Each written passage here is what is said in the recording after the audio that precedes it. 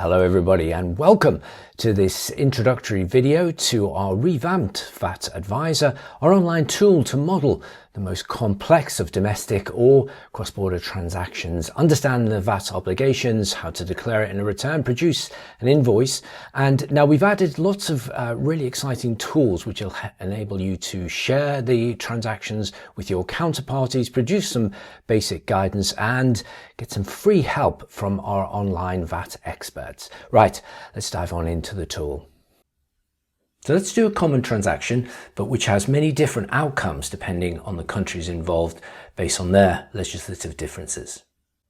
And we'll look at a German business selling goods in Belgium locally to another business which is resident in Belgium. Now, like any tax advisor, our VAT advisor will ask you 4 groups of questions which will help it determine the VAT obligations. First up then, what type of document is it? Typically, it'll be a sales invoice, but if you wanted to check deductibility, you might, for example, pick purchase invoice.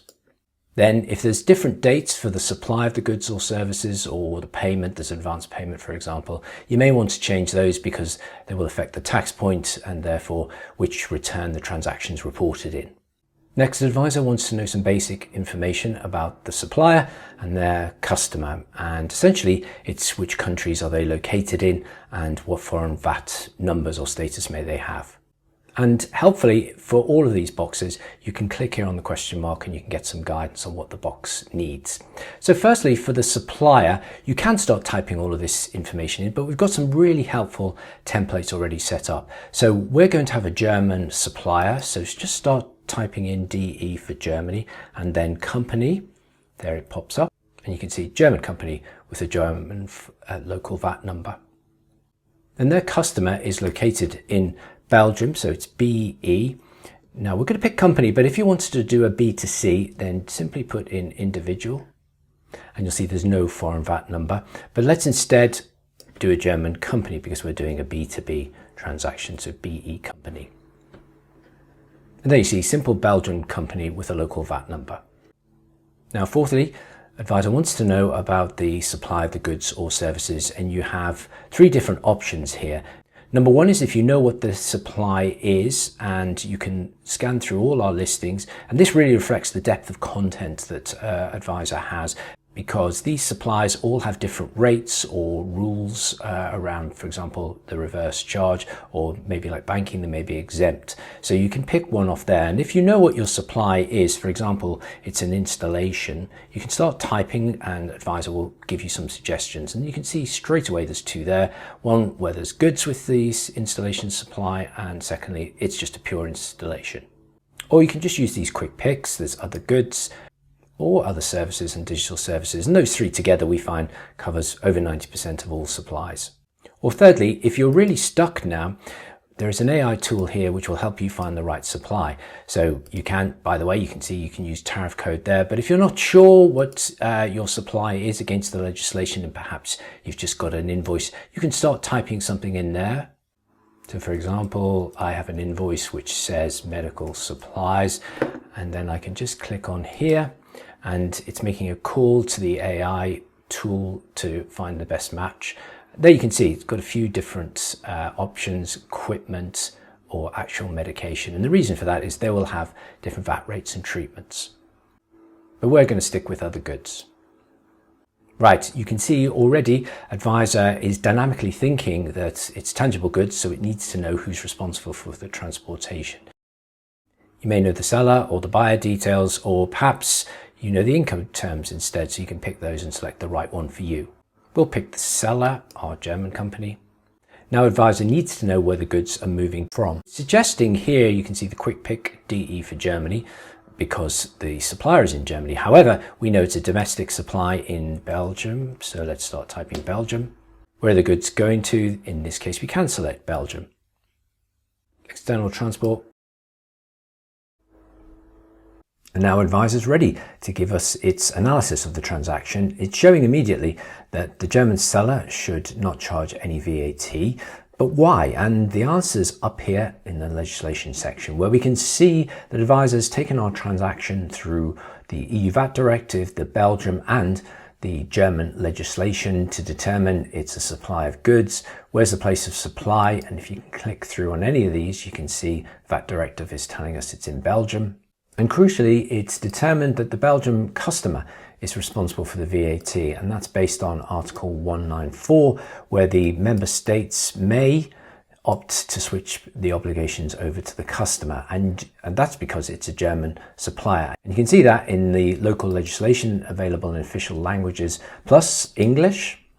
And there's a reference to the Belgium Article 5.1, which confirms that our Belgium customer is responsible. Okay, and next you can see all of this summarized in this helpful diagram where you can see it's the German seller to a Belgium customer, all in Belgium. And if there's any applicable tax cases, you can see it there and read through. And then we're ready to move on to the invoice. Firstly, you can see that our German seller should use their local VAT number plus their customer's Belgian VAT number. And if either of those two VAT numbers aren't in place, then Advisor will give you an alert that you need to get a new VAT registration. And then on their sales invoice, it's very important that they use this local wording that explains why they're zero rating it. So there's the Belgium and below, confirmation of the VAT directive reverse charge. And then lastly, it's starting to build up VAT return information, and you can see where the German seller has to declare these transactions. In box 45, for example, showing that whilst it's not a supply in Germany, nevertheless, the German authorities want to know about it. And if you're using our Fala product, then this transaction flows straight through to the German return. Okay, now there's a few useful tools which support all of this and help you share. So if you just scroll back up to the actions over here on the right, you can save this transaction. So if you want to come back to it, you've got other example clients or counterparties who need it, then that's super helpful.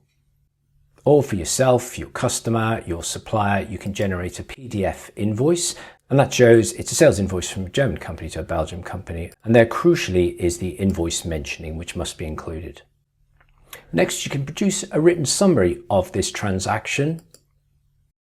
That's now appeared in a Word document, which is telling us it's a cross-border transaction between a German and a Belgian company. Belgium, under the VAT directive, has the option to use a may provision, which you can see here the customer has to do. Includes any case law that might be relevant. Then all of the legislative mentioning we talked about. And finally, there's a copy of the diagram we saw. You can then tidy up the wording on this, put the names of the relevant counterparties in, send it to them, send it to your client, and everyone's very clear on the obligations.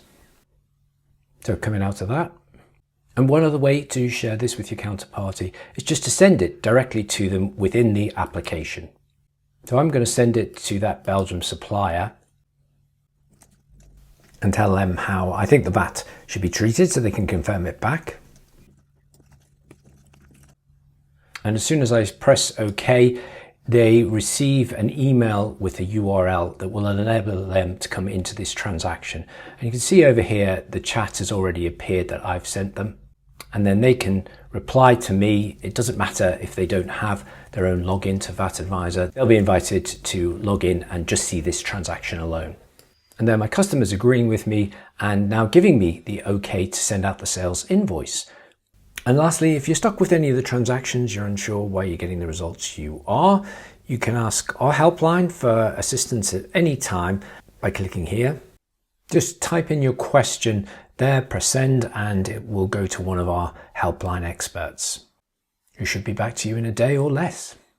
Okay, hope that was useful. Keep an eye out for other videos on some of the more complex VAT transactions. But in the meantime, as always, stay safe and stay compliant.